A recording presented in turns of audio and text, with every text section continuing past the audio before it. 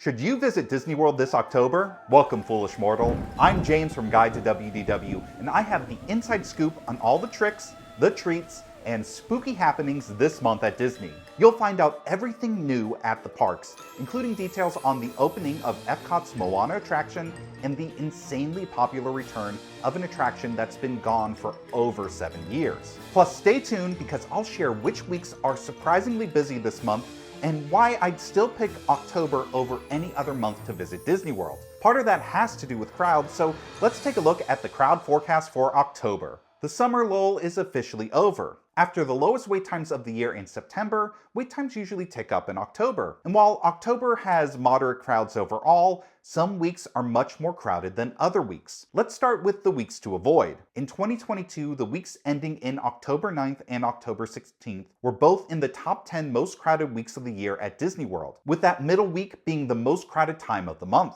In comparing the last 4 years combined, the first 2 full weeks of the month are tied for 13th on average when it comes to wait times across all 4 parks. So October crowds typically spike by the middle of the month.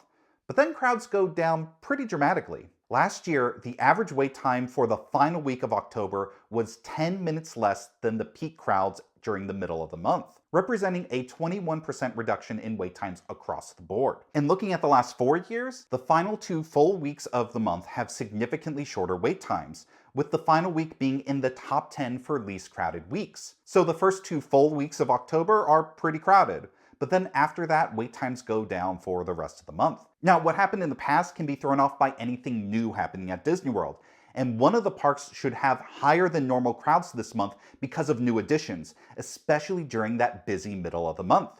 To find out which park has the most going on, let's take a tour around the world to see what's happening this month at Disney. Let's start with Magic Kingdom. All dates for Mickey's Not So Scary Halloween Party have sold out. The only remaining date for this premium party is November 1st. If you were lucky enough to snag a ticket, be sure to check out my video with 13 tricky tips for Mickey's Not So Scary so you can maximize your time at the party. At Hollywood Studios, extended evening hours continues this month for 4 more weeks. If you have access to this perk, you should definitely take advantage on these dates.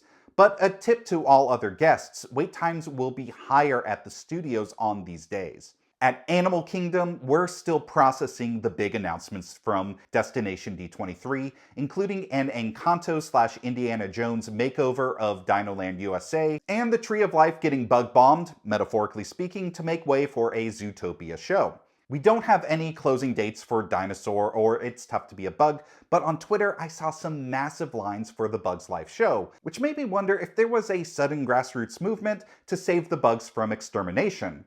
Turns out, no, that's just a one-off spike. Could have been technical difficulties causing that line, but if you're a fan of this show or anything in Dinoland, go on while you still can. Finally, let's soar on over to EPCOT because there is so much going on in this park in October, including 2 attractions that will be causing higher than normal crowds. But before we dive in, a quick reminder to hit that subscribe button for more Disney World updates, tips, and advice. Soar into tower. We are ready for takeoff. If you're noticing the sweet scent of oranges in the air, Soarin' Over California is back at EPCOT for a limited time.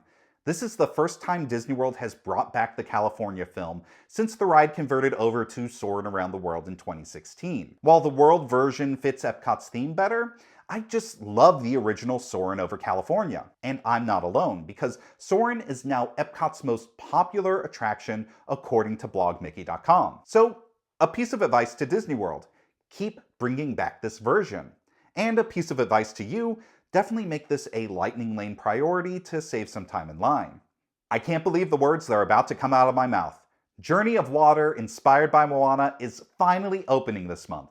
I know I've been predicting that this is about to open forever now, but it's really finally happening. This walkthrough attraction features interactive fountains and magical water displays that teach you about the water cycle. EPCOT is currently holding previews for DVC and annual pass holders, but when will it be available to all guests? The official opening date is October 16th. Speaking of Moana, she will start meeting guests near Journey of Water on the same day, joining some of the other new EPCOT meet and greets, like Mickey and Minnie in their Disney 100 outfits, and everyone's favorite purple dragon, Figment. Yeah, I said it, Spyro. You can find Figgy, Mickey, and Minnie in the Imagination Pavilion. The Food and Wine Festival is finally fully operational, with every food booth now open. And this month has some huge bands at the Eat to the Beat concerts, including Boyz II Men, Sugar Ray, Hoobastank, and Hanson. So with all of that, I bet crowds at EPCOT will be pretty crazy this month. Be sure to get your park pass reservation in advance. Is October a good time to visit Disney World? October doesn't have the coolest weather or lowest crowds of the year. In fact, the first half of the month can get pretty darn packed. But October is my favorite time of year to visit. Here's why. The fall decorations have been up since July, when it was sweltering enough in Orlando that if you drank a hot PSL, you would ignite from the inside. Temperatures get cooler in October, so it's really the only time to enjoy the Halloween decorations when it actually feels like fall. And the end of the month has some much lighter crowds. In particular, I love the last week of October and the first week of November. And not just because that's when my birthday is. You'll get a Nightmare Before Christmas mix of Halloween and Christmas time as they switch decorations.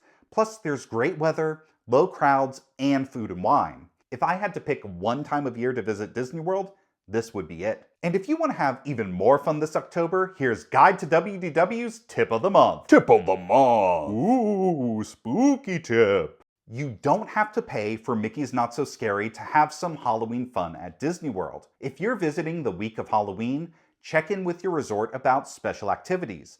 In the past, we've done trick-or-treating at our hotel and then joined a giant dance party at the boardwalk. Last year, the Swan and Dolphin had a spooky skeleton pool party and trick-or-treating that was free for guests, plus some premium Halloween add-ons. So check in with your resort to see what special Halloween festivities they have. It's a way to have some spooky fun without shelling out the cash for Magic Kingdom's premium party. Well, that does it for this month. I hope you have a spooky October. This has been James from Guide to WDW. Thanks for watching, and I'll see you real soon.